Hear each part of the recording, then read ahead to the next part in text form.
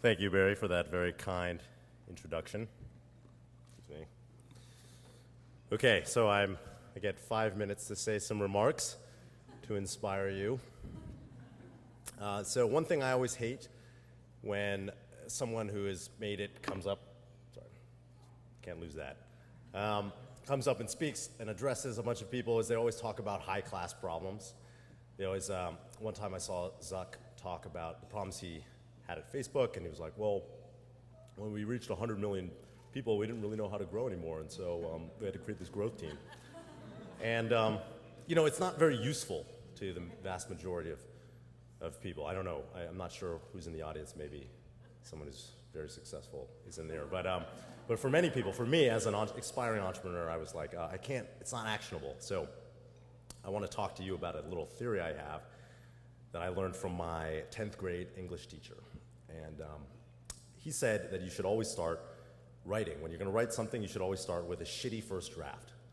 And you should just write something, and it doesn't matter if it sucked, just start writing stuff, and then worry about the quality later. And then your second draft can be the good one.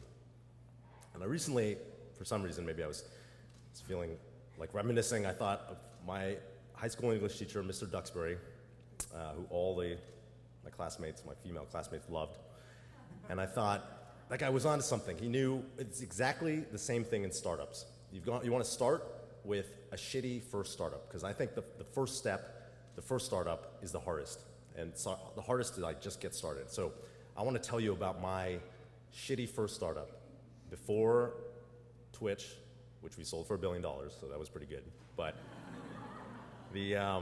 before that, I started this company when I was in college. I was a senior in college in 2004, and I had a bunch of friends, and we were like, we should start a company on the internet. Seems like a thing to do. I didn't know how to program, and I didn't know how to write web applications, but we saw all these other apps coming out, and we thought, hey, we're in college, there's no downside, we have no opportunity cost. Literally, our opportunity cost is, drinking beer, and we should try to do something productive with our time and start a web company. And so we brainstormed ideas, and we saw Gmail had just come out, and I had a Gmail account. I thought it was pretty cool. And so we started this company. We decided, hey, there should be a calendar version of Gmail. And so, we thought, hey, that's a great idea. This if it works for email, it should work for calendar. And we started this company, and we called it Kiko. It was a web calendar. And me and my buddy thought of it. He was my college roommate, and the problem was that we didn't know how to build it because we didn't know how to program. So like many of you who have dreams of starting a web startup right now, we thought, well, we need to catch a programmer. So we decided, where we're going to find one. We looked around. Luckily, I had one friend in the computer science department who I had grown up with in Seattle. And we went and we convinced him that Kiko was a great idea.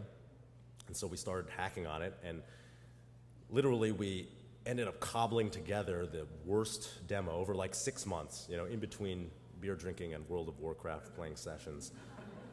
We cobbled together this demo of, we wanted to make something like Outlook, so we wanted it to drag and drop, and so we, literally I would Google, how to make something drag and drop on a website. And then we'd, copy and paste the code and, put it in our app. And it was really bad. I mean, needless to say, it was really bad. But we got up to the point where, graduation was about to happen, and we didn't know what, we had a little bit. We had a demo to show for ourselves.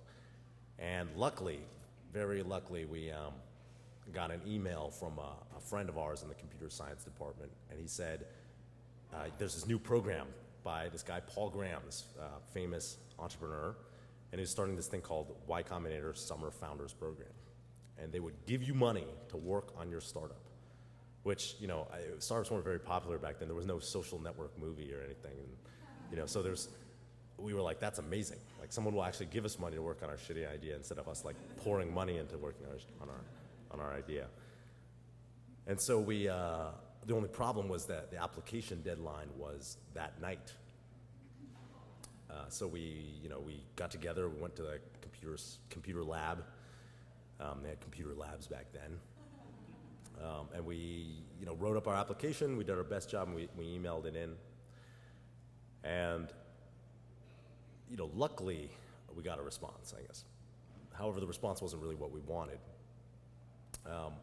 Paul sent us back an email a couple of days later, and he said there's 3 kinds of startups that apply to Y Combinator. Good startups, good founders with good ideas. There are startups that weren't very good ideas, and there are founders who seemed okay, but their idea was really bad. And you guys were in category 3. So he was like, what do you think about doing something different, like doing a different idea? And we said, we'd only been working on this for 9 months and invested heavily in it, at least in ego. And so we're like, fuck it. Yeah, sure, we'll do whatever.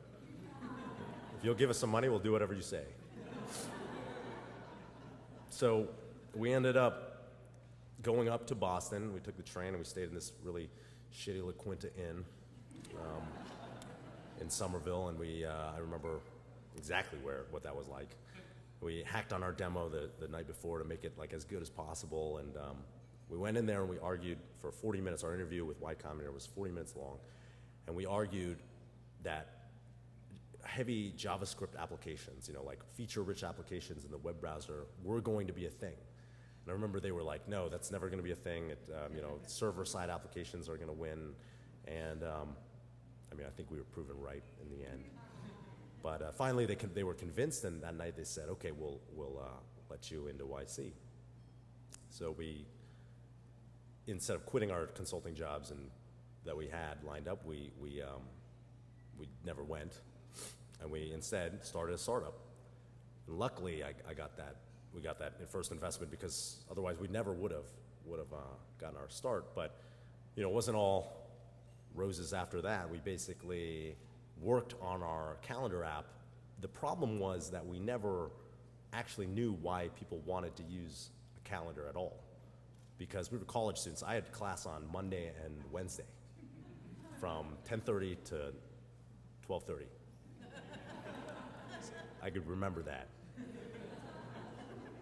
So we never knew why, we didn't do any customer development. We never talked to any of our customers or anyone who would ever use a calendar. We just looked at ourselves and we thought, oh, this would be a great feature to add. Why don't we add RSS feeds? Shit for nerds. We never actually talked to anyone who was a heavy calendar user and asked them, what do you want in your application? And so when we launched our app, people kind of tried it. It was okay, and I think they thought it was a cool app, because it was a cool tech demo, but it wasn't very useful. And so we kind of grinded on it for a year, and we worked on different startup ideas. We got discouraged. We hacked up other things, and eventually we were running out of cash, and we were like, we raised money from a YC and a few angel investors, but now what do? We're out of money. We've made no money. We've literally lived in the ghetto for a year while our friends were, first-year iBankers and consultants and making money. And so we didn't know what to do. We were like, we should sell our company and do something else. And so we didn't know how to sell a company either. But I had this great idea, light bulb went off, and I was like, we should put it on eBay.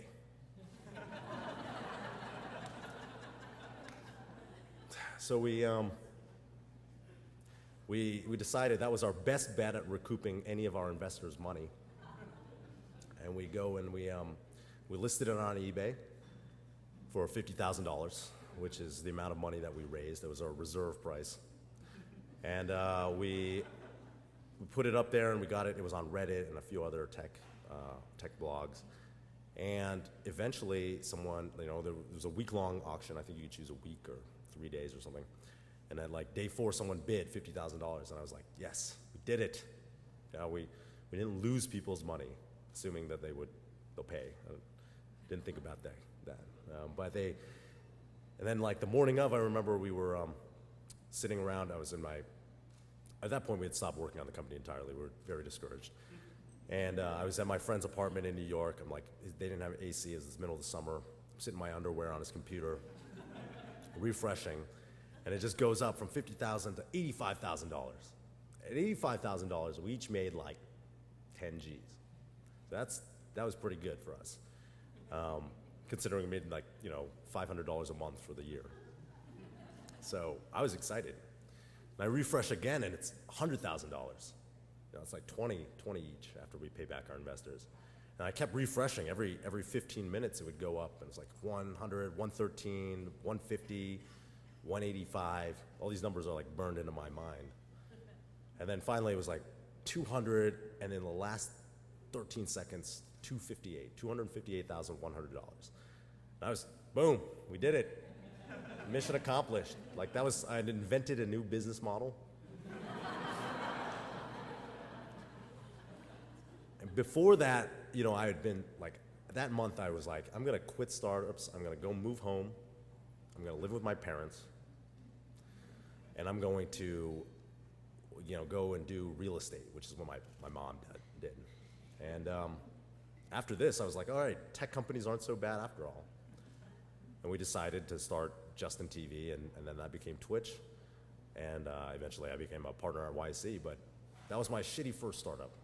And I guess the lesson of that story is that, honestly, if we could do it so incompetently, literally you have no fucking excuse.